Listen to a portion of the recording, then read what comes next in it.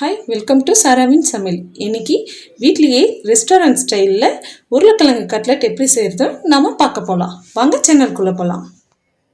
சாராவின் சமையலுக்கு சப்ஸ்கிரைப் பண்ணுங்கள். இப்போது கட்லெட் செய்கிறதுக்கு தேவையான பொருட்கள் நான் உருளைக்கிழங்கு 4 உருளைக்கிழங்கு கட் பண்ணி வேக வச்சு எடுத்து வச்சுருக்கேங்க. அதுக்கு ஒரு பெரிய வெங்காயத்தை தூளாக 1 கப் நான் கட் பண்ணி வச்சுருக்கேன். கொஞ்சம் கொத்தமல்லி, ஒரு பச்சை மிளகாய், அப்புறம் இது கரம் மசால், வரமிளகாய் தூள், மஞ்சள் தூள், 6 ரஸ்க்கு, அப்புறம் ஒரு எக்கு, கார்ன்ஃப்ளவர் மாவு. இப்போ உருளைக்கிழங்கு நான் தோல் உரித்து 4 வெட்டி போட்டு வேக வச்சு எடுத்துருக்கேங்க. தண்ணி இல்லாமல் நான் வச்சுருக்கேன்.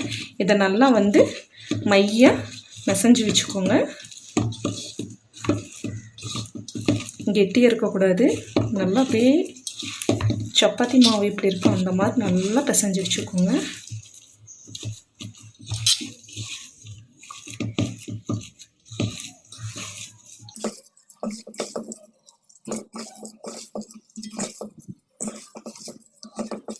நான் நல்லா மையாக பிசைஞ்சு வச்சுட்டேன்.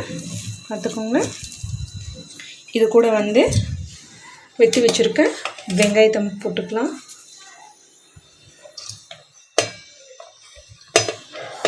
கொத்தமல்லி தழை, பச்சை மிளகா,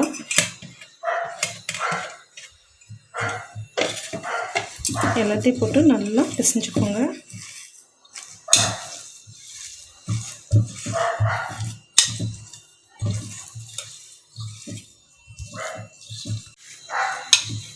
நல்லா பிசைஞ்சு வச்சுட்டேன்.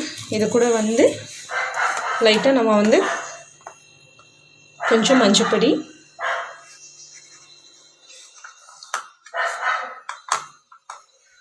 ஒரு ஸ்பூன் வரமிளகாய் தூள்,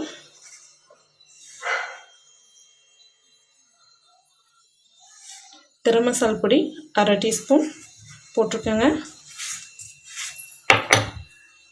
உப்பு 1 டீஸ்பூன் போடுறேன். ஏற்கனவே நம்ம உருளைக்கிழங்குக்கு உப்பு போட்டு தான் வேக வச்சுருக்கோம். அதனால் நீங்கள் இதுக்கு 1 டீஸ்பூன் மட்டும் போட்டுக்கோங்க. அதே போல் காரம் எங்களுக்கு நான் அளவாக போட்டிருக்கேன். உங்களுக்கு வேணும்னா நீங்கள் தேவைக்கு அதிகமாக நீங்கள் போட்டுக்கோங்க. எல்லாம் போட்டு நல்லா கலக்கி வச்சுட்டேன். இப்போ இது கூட கொஞ்சமாக நம்ம கார்ன்ஃப்ளவர் மாவு கலந்துக்கலாம். நான் 2 ஸ்பூன் போட்டிருக்கேன்.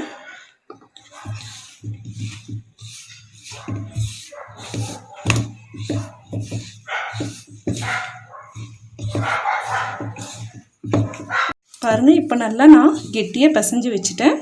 அடுத்தது நம்ம பிரெட் கிராம்ஸ் எப்படி பண்ணுறது நான் காட்ட போகிறேன்.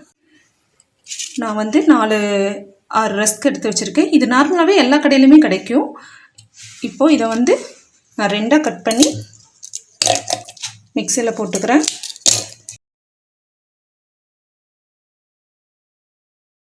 இப்போ இதை நல்லா மிக்ஸ் பண்ணி அரைச்சி நம்ம எடுத்து வச்சுக்கலாம்.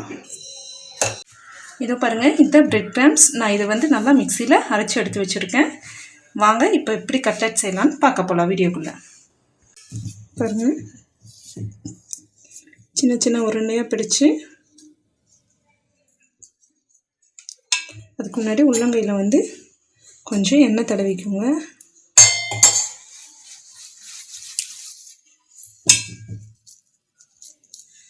நல்லா கையில் வச்சு நல்லா ஒரு வட்டை வர மாதிரி நீங்கள் உருட்டி எடுத்துக்கோங்க.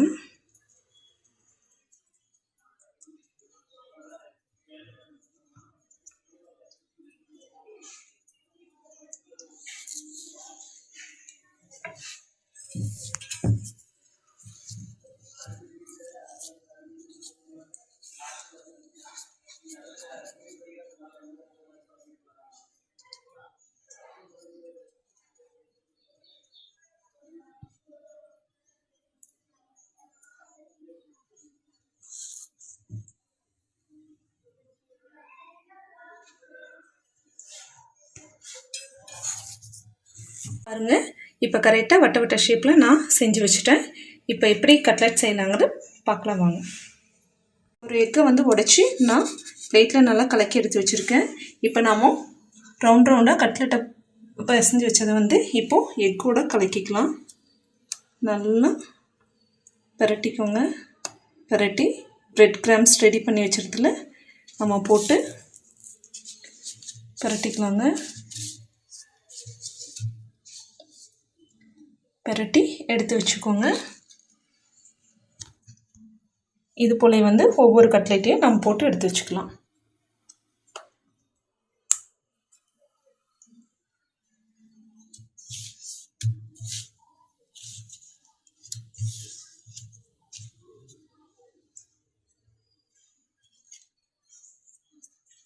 பாருங்கள், இப்போ பிரெட் கிராம்ஸில் போட்டு நான் நல்லா கட்லெட்டை பிரட்டி எடுத்து வச்சுருக்கேன். இப்போது ஒரு கடாயில் எண்ணெய் ஊற்றி நான் சூடு பண்ணிகிட்ருக்கேன். எண்ணெய் வந்து மிதமான சூட்டில் இருக்கட்டுங்க. ரொம்ப ஹார்டாக வச்சிங்கன்னா சீக்கிரம் வந்து கட்லெட் வந்து கருகிரும். பாருங்கள், எண்ணெய் எனக்கு காஞ்சிருச்சு. இப்போது நாம் பண்ணி வச்சுருக்க கட்லெட்டை ஒவ்வொன்றா இதுக்குள்ளே போடலாம்.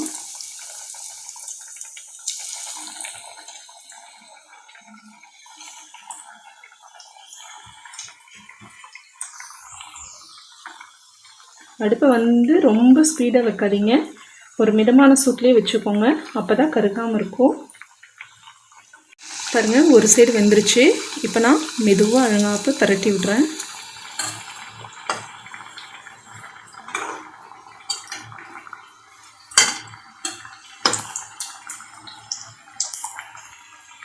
பாருங்கள், கட்லெட் நல்லா பொன்னிறமாக வந்துருச்சு.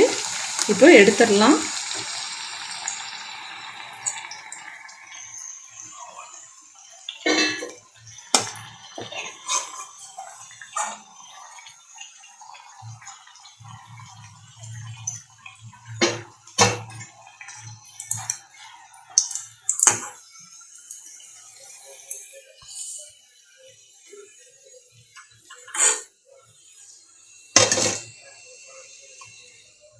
இப்போ பாருங்கள், சுவையான டேஸ்டான ரெஸ்டாரண்ட் ஸ்டைலில் வீட்லேயும் இப்போ நம்ம கட்லெட் செய்யலாம். இது கூட வந்து சாட்ஸ் வச்சு சாப்பிட்டிங்கன்னா குழந்தைங்க வந்து ரொம்ப லைக் பண்ணி சாப்பிடுவாங்க. நீங்களும் இது வீட்டில் பண்ணி பாருங்கள். சாராவின் சமையலுக்கு சப்ஸ்கிரைப் பண்ணுங்கள்.